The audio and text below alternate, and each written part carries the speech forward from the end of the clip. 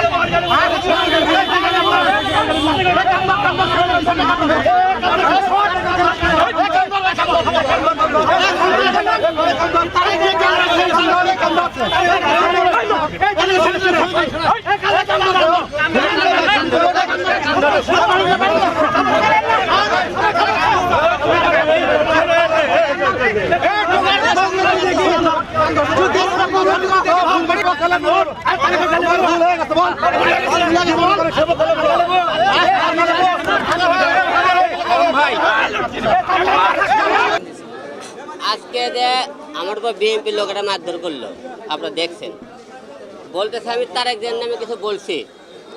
আপনারা মিডিয়া ব্যক্তি যাত্রীরা আছেন, যদি বগুড়া শহরে এই মুহূর্তে বলতে পারেন যে কেউ ফুটেজ বার করে যে আমি হিরো আলম তারেক জিয়ার নামে কোনোদিন কোনো খারাপ কথাকে বকা দিছি, গালি দিছি, তাহলে আমি আপনাদের জুতোর মালা গড়ার দিয়ে আমি সারা বগুড়া শহর ঘুরাবো।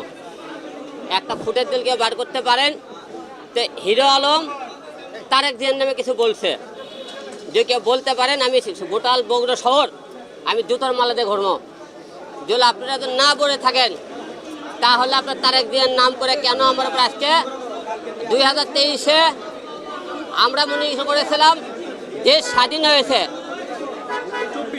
দেশ স্বাধীন হয়েছে, আমরা তাই মনে করছিলাম যে আমরা একটা স্বৈরাচার আওয়ামী লীগকে সরাইছি, দেশ স্বাধীন হয়ে গেছে, আমাকে স্বাধীনভাবে চলবো, কিন্তু আমরা দেশ স্বাধীন হয়নি। আজকে বিএনপির লোকেরা আজকে যে হামলা শুরু করলো তাতে কি মনে করছেন দেশ স্বাধীন হয়েছে? এরা একদলে আওয়ামী লীগের মধ্যে একটু বিএনপি মারতেছে, এরা এই যে আপনি পোশাক এতগুলো লোকের মধ্যে মারধর করলো। আপনি বগুড়াবাসী একটা কথা বলবেন যে আমি কোনোদিন তারেক জিয়ার নামে কোনোদিন কিছু করে থাকি, একটু ফুটেজ বার করতে পারেন আমি জুতোর মালা দিয়ে ঘুরে বেড়াতাম ভাই। আমি আজকে স্বৈরাচার আওয়ামী লীগ সরকার তাদের বিরুদ্ধে আজকে মামলা করবে যাচ্ছে। আমি যদি মনে করেন আওয়ামী লীগের লোক হইতাম তাহলে বিএনপির লোকের কথা বলতাম, তাহলে আমি আজকে ওবায়দুল কাদেরের বিরুদ্ধে মামলা করতে আসছিলাম না। আজকে আমি মামলা করতে আসছি ওবায়দুল কাদের নামে, প্রধান নির্বাচন কমিশনার হাবিবুল ইসলাম আউলের নামে, আমার প্রতিদ্বন্দ্বী ছিল তানসেন রহমান তার বিরুদ্ধে, এবং রানা, এইরকম মোট 39 জনের নামে মামলা করেছে। ওরা আজকে কী করলো? আমি কি বিএনপির লোকের মামলা করে যাচ্ছে?